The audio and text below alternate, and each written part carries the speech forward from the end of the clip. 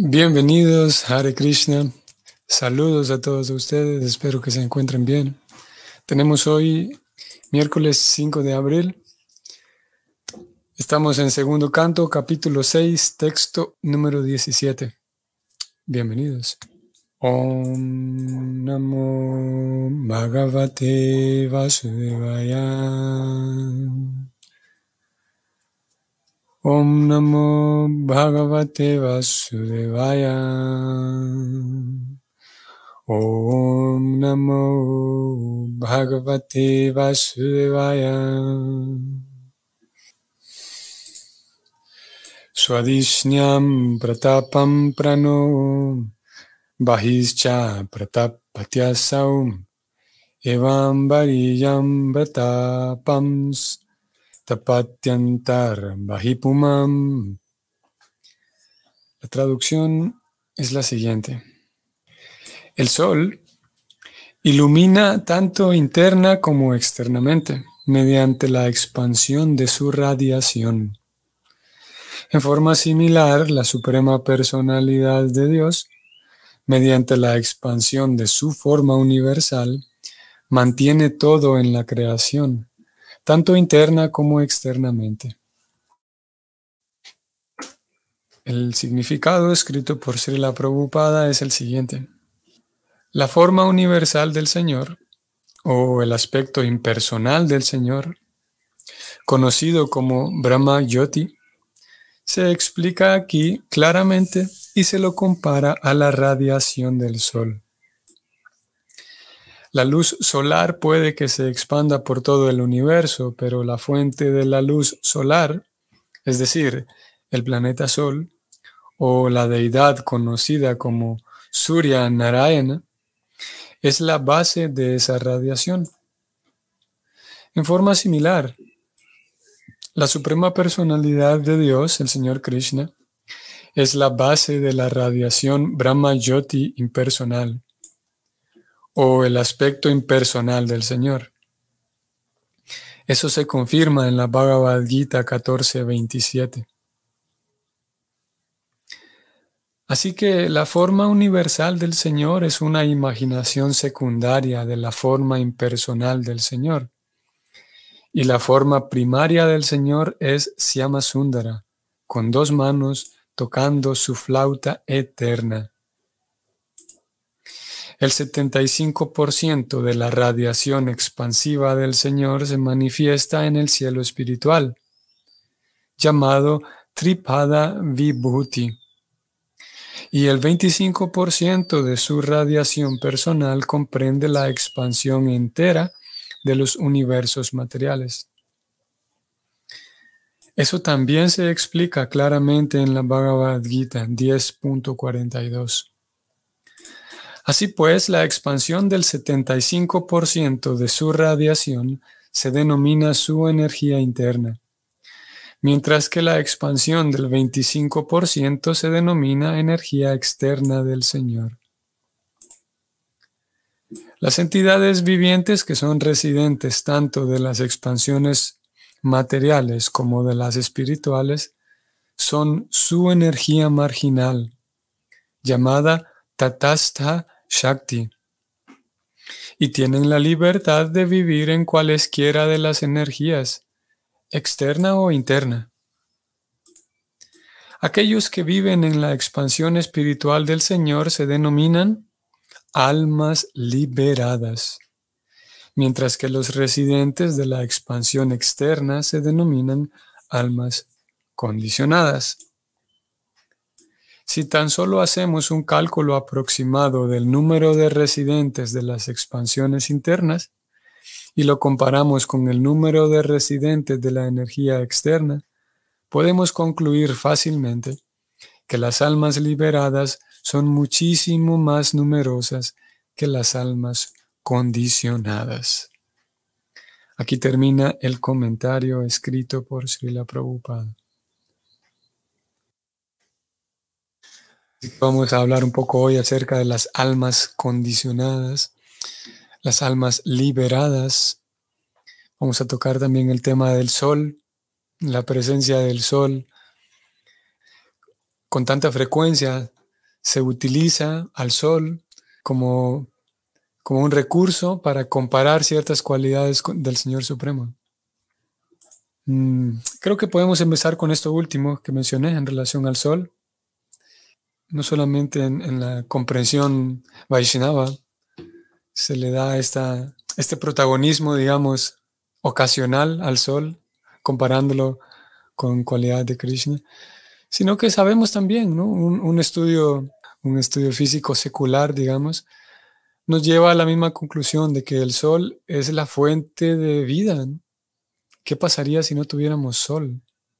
Como la producción de plantas, la generación de suficientes lluvias, ya con eso es suficiente.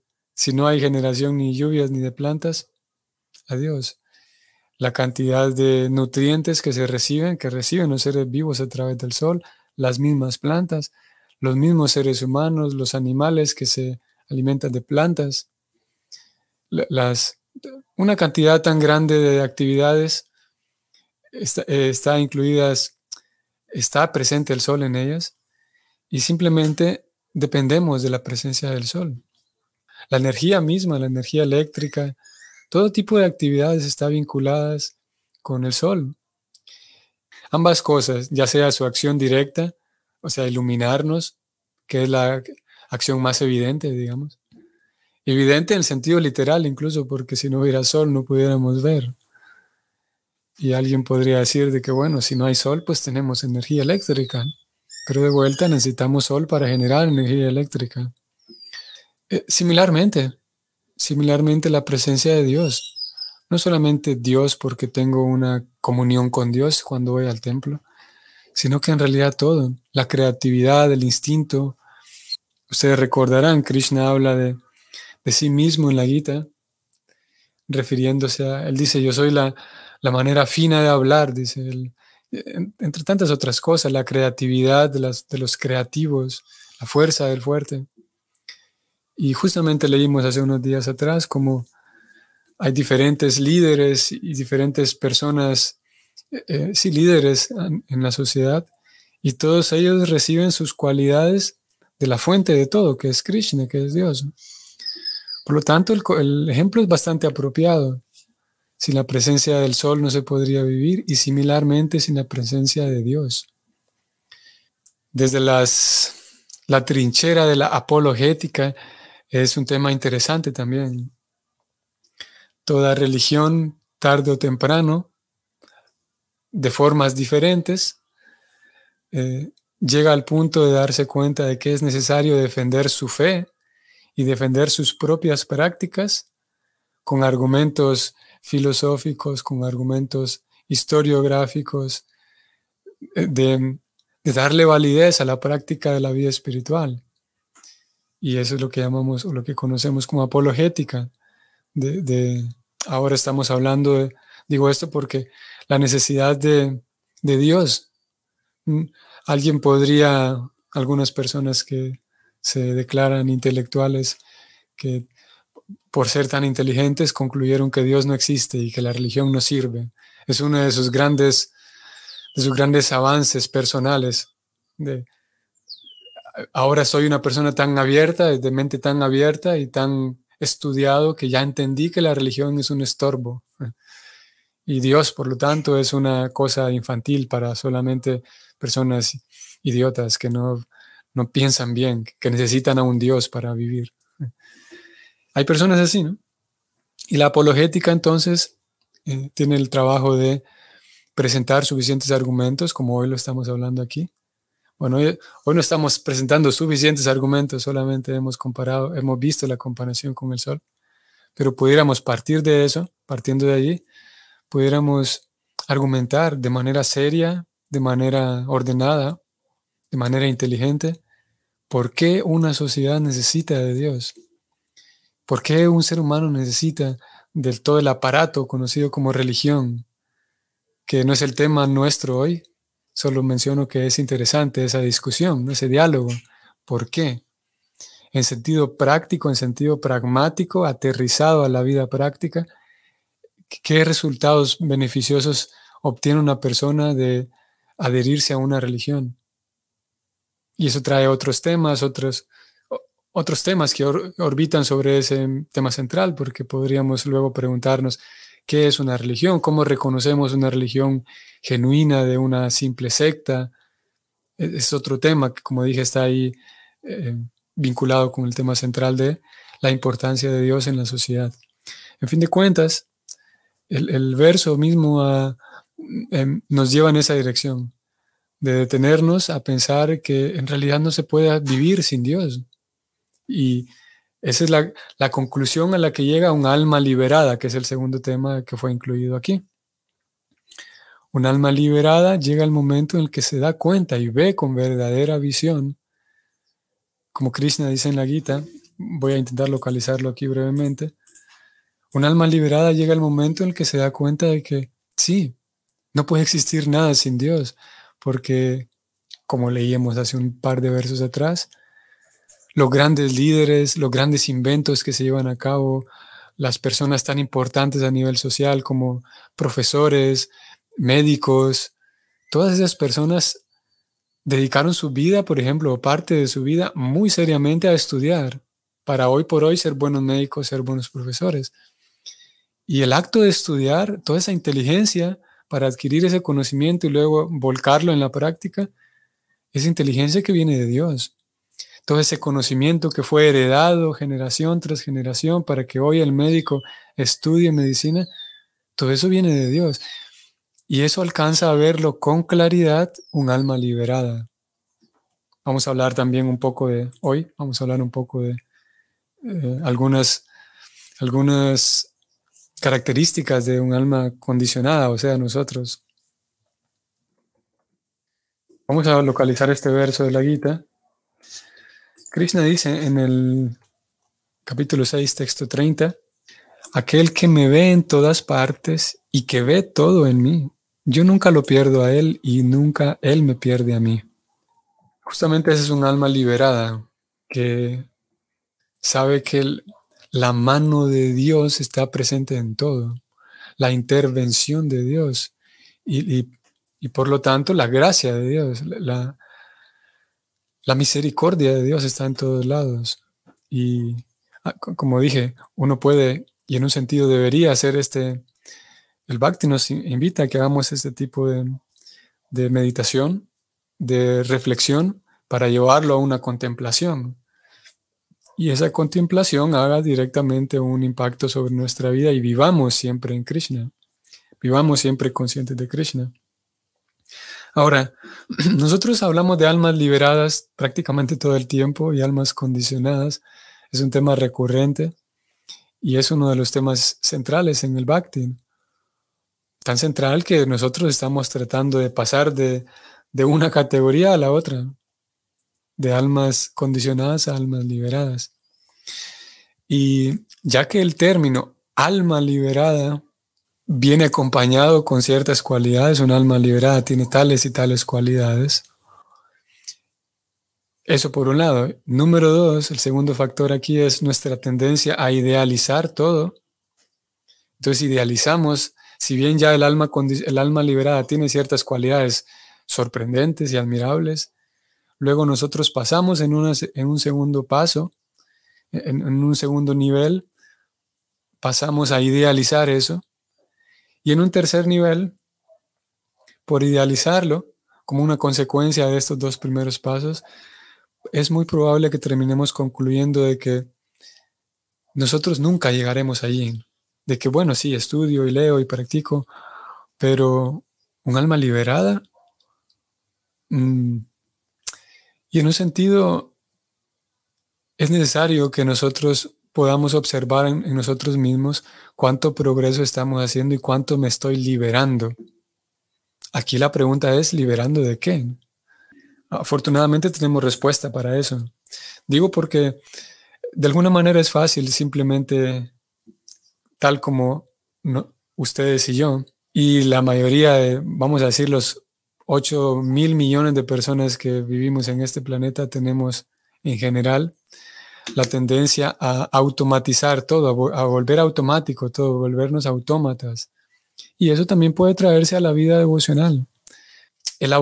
volverse autómata en la vida devocional trae como consecuencia, como resultado que se vuelve aburrido, se vuelve con un sinsabor, aquello que las escrituras declaran de que se practica con alegría, de que se percibe un agrado al realizar el servicio a Krishna, de que se percibe plenitud. Esos resultados que las escrituras describen para un devoto, en ocasiones me doy cuenta de que estoy muy distante de eso. ¿Por qué razón a mí no me pasa eso? Y podríamos, al menos en esta línea de ideas que traemos ahora, podríamos vincularlo con el volverme autómata en la vida espiritual. Simplemente cumplir los requisitos. ¿Qué requisitos hay? Este y este. Ir al programa con los devotos, ir al festival, llamaste a mí, ayuno, y cada así, y simplemente llenando requisitos. Y eso nos puede llevar nos puede conducir a ciertos puntos que no van a ser muy agradables. Entonces, vale la pena pensar en qué medida me estoy liberando. Y la pregunta consecuente es, ¿liberando de qué? Voy a tenerme aquí un momento para leer a Alejandra y su comentario. Saludos, Alejandra, y bienvenida. Increíble. Mi querida hermana me respondió así. Cuando era más chica, allí necesité a Dios. Pero ahora que ya soy grande, no. Ya no lo necesito. Quedé sorprendida, Prabhu. Por más que insistí, ella no entendió. ¿Qué hacemos en este caso? Wow. Bueno, el corazón de un Vaishnava como el suyo, Alejandra, es en un cierto sentido preocuparse, ¿no? por un ser querido como su hermana. El corazón de un Vaishnava es ese, ¿no? Saber que aquí hay una persona que está rechazando a Dios y que cómo puedo ayudarle, ¿no? ¿Qué podemos hacer en ese caso? Hay casos y casos, ¿no? Hay diferentes personas y tal.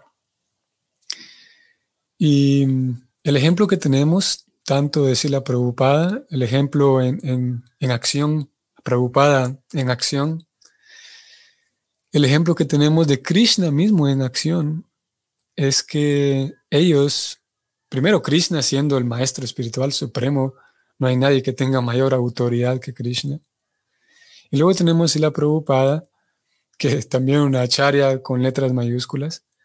Pero algo que vemos en ellos muy interesante es que ellos esperan el momento indicado hasta que el discípulo diga, ok, ayúdenme.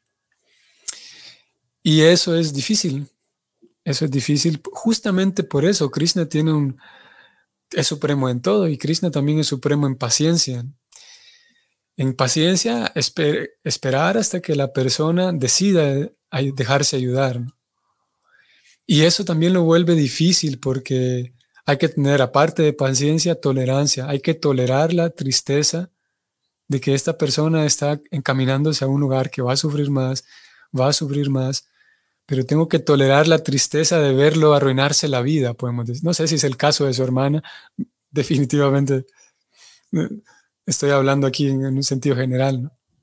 No sé si su hermana está arruinando la vida, pero en sentido general, ¿por qué nos puede dar tristeza? Quisiera yo ayudar a esta persona, pero no quiere ser ayudada. Y el ejemplo de Krishna en la Gita justamente es que Krishna comienza a instruir a Arjuna únicamente hasta que Arjuna le dice, por favor, instrúyeme. Un verso importante en la Gita, 2.7 de la Gita, en donde Arjuna dice, vamos a ir allá para que lo veamos. Arjuna dice, Krishna, yo no sé qué hacer. Te pido por favor que me digas qué es lo mejor para mí. Hasta ese momento es que Krishna dice, ok, venga Arjuna, le voy a explicar cómo es esto. Antes no. Texto 7, aquí lo tenemos. Dice Arjuna, ahora estoy confundido en cuanto a mi deber y he perdido toda compostura a causa de mi mezquina flaqueza. En esta condición, te pido, dice Arjuna, de manera explícita dice Arjuna, te pido que me digas claramente qué es lo mejor para mí. Ahora soy tu discípulo y un alma entregada a ti, por favor, instrúyeme. Entonces, eso lo vemos también en Srila Prabhupada como maestro espiritual. Interesante que el maestro espiritual no obliga, Se espera que el discípulo se acerque al maestro espiritual cuando el discípulo sabe que quiero dejarme conducir, quiero que mi vida espiritual la conduzca una persona experta. Y claro, sus asuntos materiales, sus asuntos cotidianos los resuelve por sí misma. Puede pedir ayuda, pero en general para los asuntos serios de la vida espiritual necesito ayuda de un experto. Voy a ir con el maestro espiritual. Y esa es la dinámica con el maestro espiritual, que él no obliga tampoco, él no está, su rol no es obligar, sino más bien su rol es, cuando el discípulo pide ayuda, guiar. Y voy a compartirles también de capítulo 17, y creo yo que esta cita que vamos a leer aquí es de lo más relevante todavía. 17.15, Alejandra. Krishna habla aquí de la austeridad del habla. Claro, uno podría preguntar, ¿le digo o no le digo? ¿Qué hago? ¿Hablo o no hablo? Con mi hermana, ¿no? O con alguien más. Pero Krishna habla aquí de la austeridad del habla. Y veamos qué interesante lo que dice tanto Krishna como Prabhupada. La austeridad del habla consiste en proferir palabras que sean ciertas, agradables, beneficiosas y que no agiten la mente de los demás. Esto es en relación a cómo hablar, ¿no? Hablar de manera cordial, educada, hablar con veracidad. Y Prabhupada dice lo siguiente, súper, súper relevante en el comentario. Voy a leerlo. Uno no debe hablar de modo tal que agite la mente de los demás. Claro que cuando un maestro habla puede decir la verdad para instruir a sus alumnos, pero no debe hablarles a aquellos que no sean alumnos de él, si al hacerlo les va a agitar la mente. Es contundente, claro y conciso. Únicamente hasta cuando la persona me ve a mí como una, de alguna manera, una autoridad, al menos en ese momento de su vida, en ese momento y para ese tema, se acerca a mí porque quiere ayuda. Como aquí acaba de decir Prabhupada, si no es maestro, si no es su discípulo, mejor no hablar, si lo que voy a decirle le va a perturbar la mente, porque puedo crear un malentendido, ¿no? Y lo que podemos hacer es mantener en la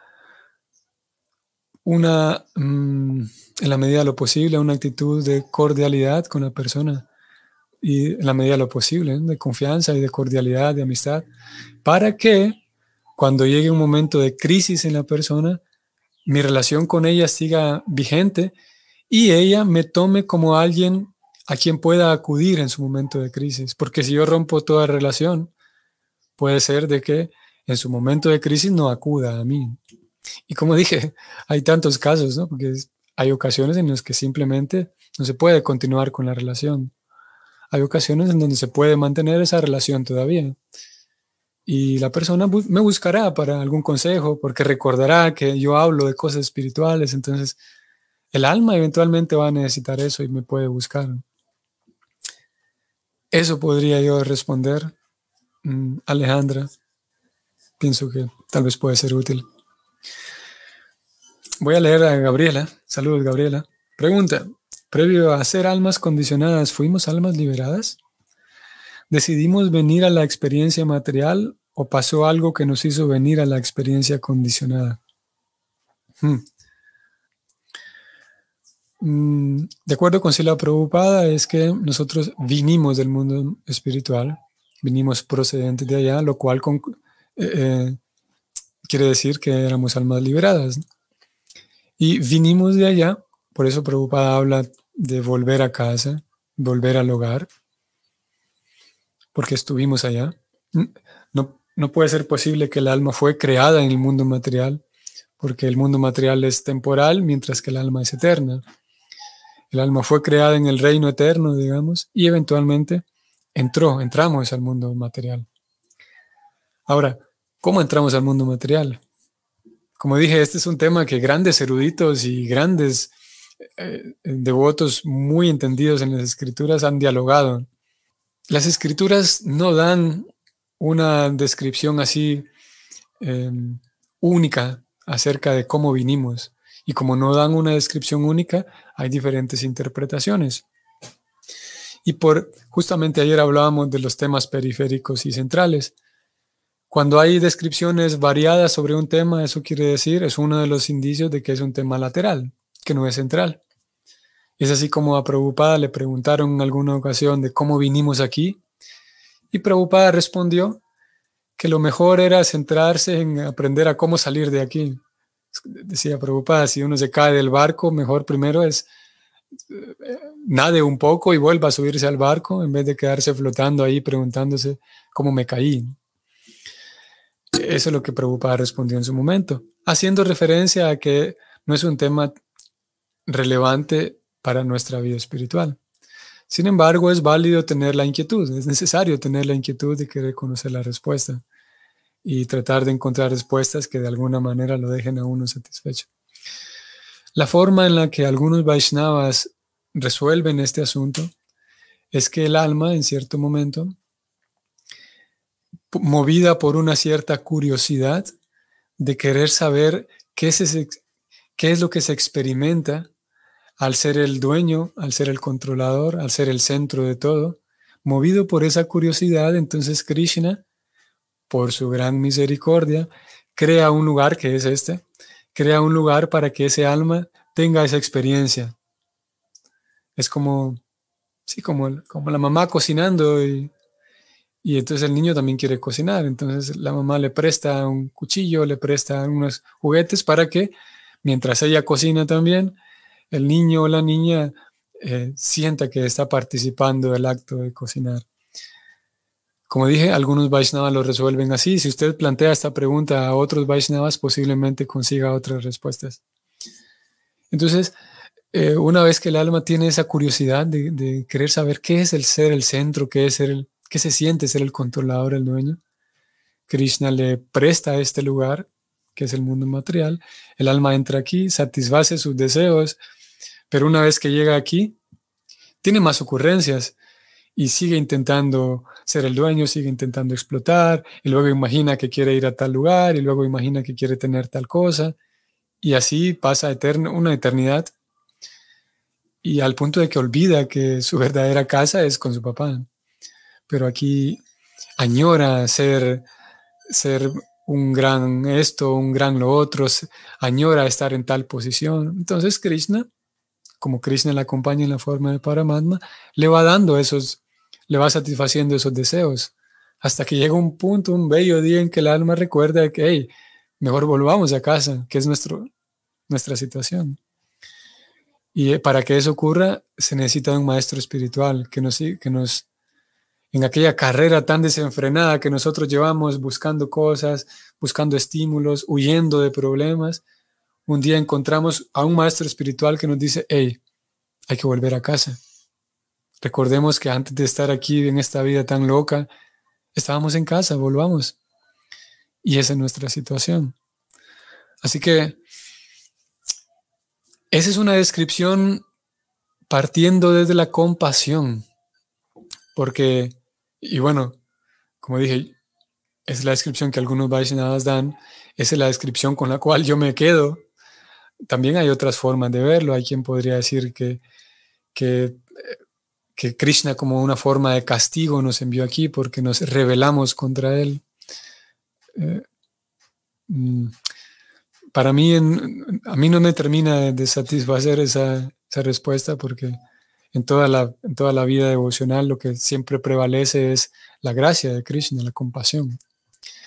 Diferente a que el alma en un momento sintió el deseo de ser el dueño, entonces Krishna, como un profesor, así como tuvimos tal vez profesores con mal método en la escuela, entonces el profesor la envía fuera del aula de clases a que sufra allá.